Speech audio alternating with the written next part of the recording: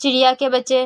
گھنے جنگل کے پارافق پر سورج پوری آب و تاب کے ساتھ چمک رہا تھا اور سورج کی شعاعیں درختوں کے اور سے چاکتی ہوئی جنگل کے ناہموار زمین پر بمشکل پہنچ رہی تھیں۔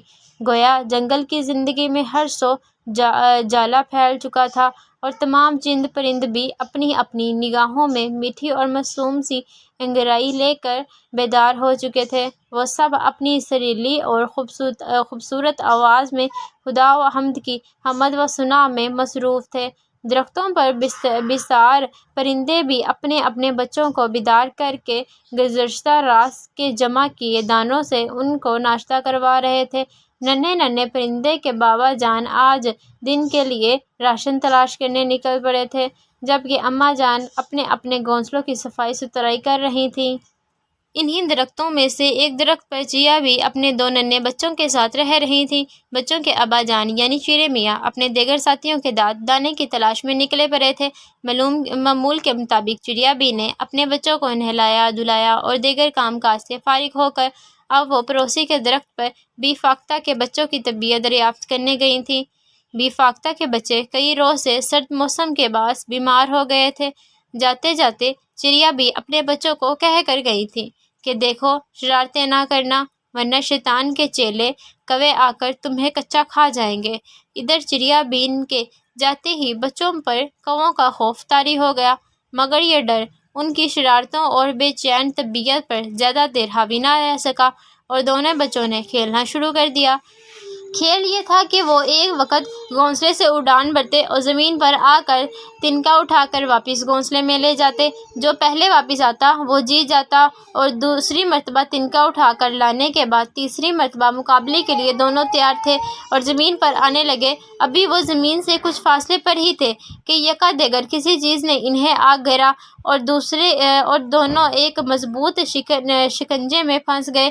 ننھے بچوں کے حواس بحال ہوتے تو دیکھ کر دونوں کسی انسانی قبضے کے ہاتھوں جکڑے گئے ہیں۔ انہوں نے سوچا کہ یہ شکار ہمیں پکڑ کر کھا جائیں گے۔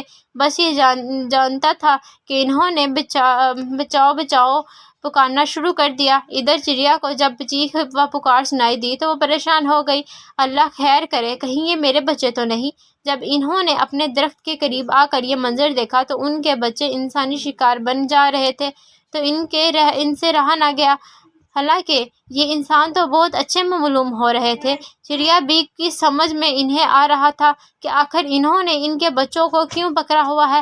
اپنی جان خطرے میں ڈال کر وہ ان کے سروں پر منڈرانے لگی اور ساتھ ساتھ اپنے اللہ سے دعا کرنے لگی کہ اللہ تعالیٰ میرے بچوں کو ان کی نیک بختوں سے بچا دے، یہ تو بے قصور ہیں۔ ابھی چڑیا بھی اپنے اللہ تعالیٰ سے دعا مانگ ہی رہی تھی کہ دیکھتی ہیں کہ ایک اور شخص اس انسانی قافلے کے ساتھ آ ملا۔ یہ شخص ان سب سے بہت ہی با اخلاق، شریف اور بلا مروم ہو رہا تھا اور اس پورے گروہ کے سردار بھی شاید یہی تھے۔ جیسے ہی انہوں نے دیکھا کہ چڑیا بی کے دو ننھے ننھے معصوم بچے اس کے ساتھیوں کے قبضے میں ہیں اور ان بچوں کو ماں پریشان ان کے گرد منڈلا رہی ہے تو وہ فکر مندی ہو گئے اور انہوں نے اپنے ساتھیوں سے پوچھا کہ کس نے ان معصوم بچوں کو پکڑ کر بے زبان چڑیا کو تکلیف پہنچائی ہے۔ قافلے کے لوگوں نے اپنے سردار کو سارا ماجرا کہہ سنایا کہ جب آپ اپنی ضرورت کے لیے گئے تھے تو ہم نے ان بچوں کو پکڑ لیا تھا، جب سے یہ چڑیا اپنے بچوں کے پیچھے ہمارے سروں پر منڈرا رہی ہے۔ قافلے کے سردار نے اپنے ساتھیوں کو حکم دیا کہ فوراً ان معصوم بچوں کو چھوڑ دیا جائے، چونکہ ساتھیوں نے فوراً حکم کی تعمیر کی اور یوں چڑیا بی نے ان کے سردار کو تشکیل امیز آنکھوں سے نظروں سے دیکھا اور خوشی خوشی اپنے بچوں کو لے کر اپنے گھونسلے کی جانب اٹھ گئی۔ پیارے بچوں، کیا آپ جانتے ہیں یہ نیک لوگ کون تھے؟